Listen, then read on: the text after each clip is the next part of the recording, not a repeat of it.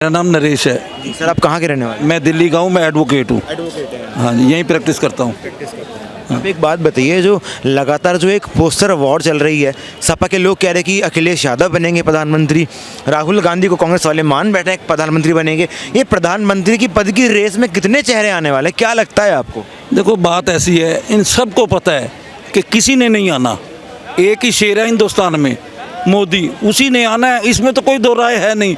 वो अपनी अपनी धपड़ी अपनी में राग वो कर रहे हैं।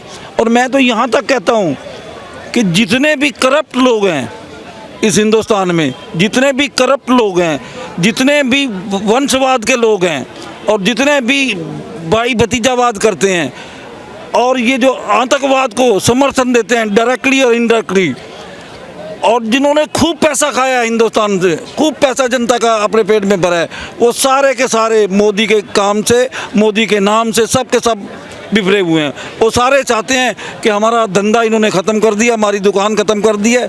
तो अब क्या करें? मोदी ने कहा है, ना खाऊंगा ना खाने दूंगा, जिसने भी खाया निकालूंगा सबका। इनको यही परेशानी है, इसलिए ये गठबंधन है। करप्ट हैं ये लोग सारे के सारे। अरे सब पे तो मुकदमे चले हुए हैं, सब तो बेल पे हैं, कोई बेल पे है, कोई जेल में है। अब देखो ना, लीड कौन कर रहा है? लालू प्रसाद यादव। कितने केस उसके ऊपर हैं, 7 साल की जेल काट के आए हैं। अभी 5 के 6 केस में ये उन्होंने जजेस ने अपने जजमेंट दे दिए हैं कि ये 5-5 साल की जेल और जाएंगे, 3 साल की और वो कहते हैं मैं देश में विकास करूँगा। अरे ये कैसी बात करते हैं? ये सेल्फिश लोग हैं, स्वार्थी लोग हैं, इनमें कोई और नहीं। अच्छा, मैं बताता हूँ आपको 3-4 लोगों के नाम बताता हूँ। लालू प्रसाद यादव, जब ये पॉलिटिक्स में आए थे तो एक भैंस थी इनकी, उसका दूध बेच के वो करते थे। बिलो पॉवर्टी लाइन वो थे ये। फिर सुन लो, बिलो पॉवर्टी लाइन थे। मुलायम सिंह यादव ये वो थे, साइकिल पे थे और वो कुश्ती लड़ते थे। वहाँ से जो पैसा आता था घर में चलाते थे। वो बिलो पॉवर्टी लाइन थे ये भी। मायावती एक छोटी सी टीचर थी, बिलो पॉवर्टी लाइन, छोटी क्लासों को पढ़ाती थी। अब इनके पास अरबों खरबों हैं। और इन तीनों से पूछा जाए कि आपके कारखाने कहाँ हैं? आप जो इतना आपके पास पैसा अर्जित हो गया है, ये पैसा आया कहाँ से है?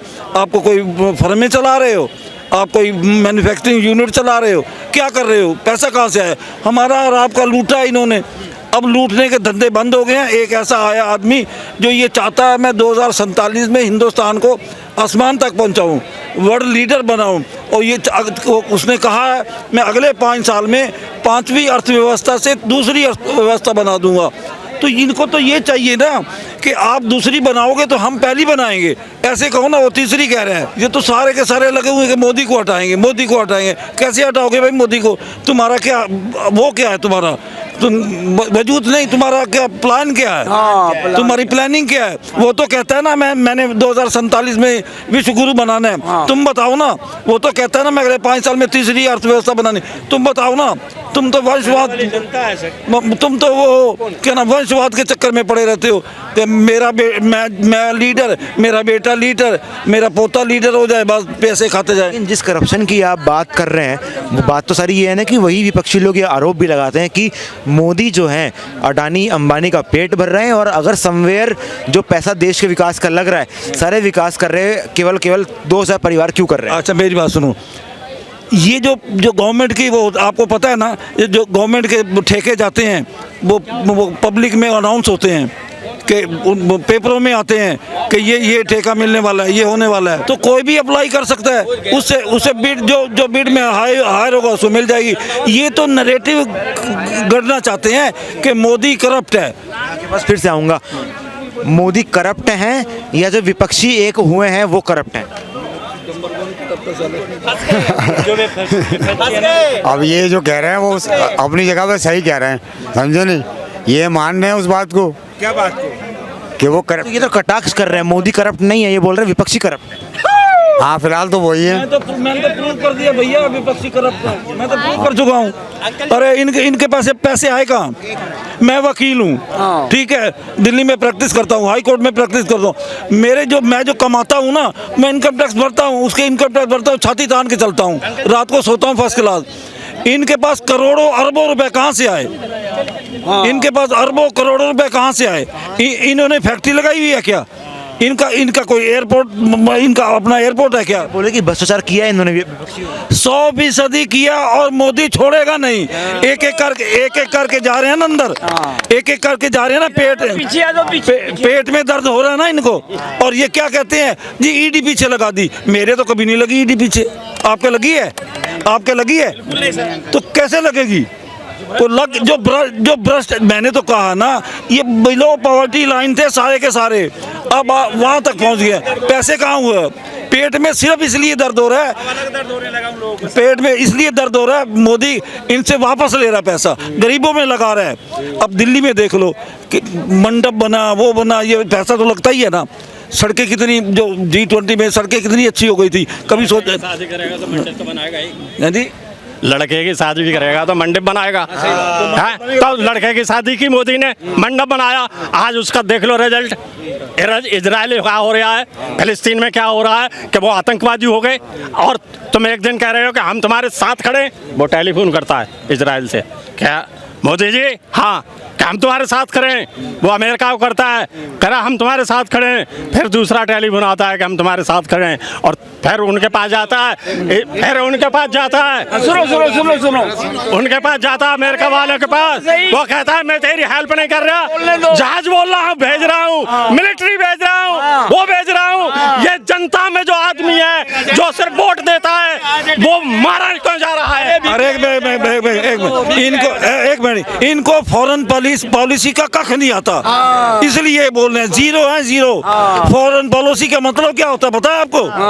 अरे ये डिप्लोमेसी है, डिप्लोमेसी है। जब हमास ने इजराइल के ऊपर अटैक किया, छोटे छोटे बच्चों को मारा, औरतों को मारा, उनको बंधक बना लिया। आपको पता होना चाहिए, एक औरत को उन्होंने बंधक बनाया, 3 दिन से वो भूखी थी, 3 दिन से भूखी थी। उसने कहा जी मुझे रोटी दो, तो इन्होंने रोटी दी, और उसने कहा जी हमारे पास तो मांस है, मांस के साथ खानी पड़ेगी। उसने खा ली, खाने के बाद वो 3-4 आतंकवादी थे, हंस पड़े। तो औरत ने कहा हंस क्यों पड़ रहे हो, मैं तो रोटी। वो कहते तेरा 1 साल का जो बेटा था ना, उसका मांस तूने खाया है। ऐसे दरिंदों को तुम सपोर्ट कर सकते हो क्या? अच्छा, उसके बाद हमास वालों, एक मिनट, कारगिल के युद्ध में हाँ, अरे युद्ध में भी खड़ा था, और हमास वालों ने, और सुनो हमास वालों ने टेलीफोन पर फिलिस्तीन को क्या टेलीफोन किया कि मैं तेरी मदद करूंगा। मैं बताता हूँ, चाचे का लड़का है फिलिस्तीन। मैं बताता हूँ क्यों मैं बताता हूँ। हेलो सर, सुन लो,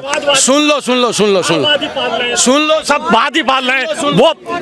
ये इस प्रकार का लोगों के कारण सुन लो, बात सुन लो। फिलिस्तीन में मुसलमान रहते हैं, ठीक है, इजराइल में भी मुसलमान रहते हैं, इजराइल के भी 20% नागरिक मुसलमान हैं। ऐसे लोगों की तो मुसलमान और यहूदी की बात नहीं है, बात आतंकवाद की और मानवतावाद की है। आतंकवाद की बात नहीं है, बात ही दूसरों को पास भी तो जाना है ना। आतंकवाद की नहीं है ये। 1 मिनट रुकेंगे। आप मुझे एक बात बताइए, क्या पिछले 10 सालों में पिछले 10 सालों में मोदी ने कुछ काम करा है? मोदी के काम भी बता रहे हैं।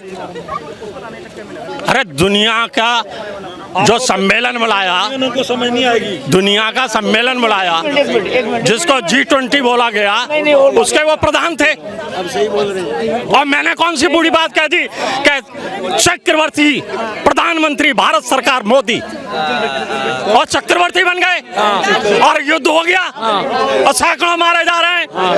बताते हैं 20,000 तो मकान तोड़ दिए। मैं आ रहा हूँ।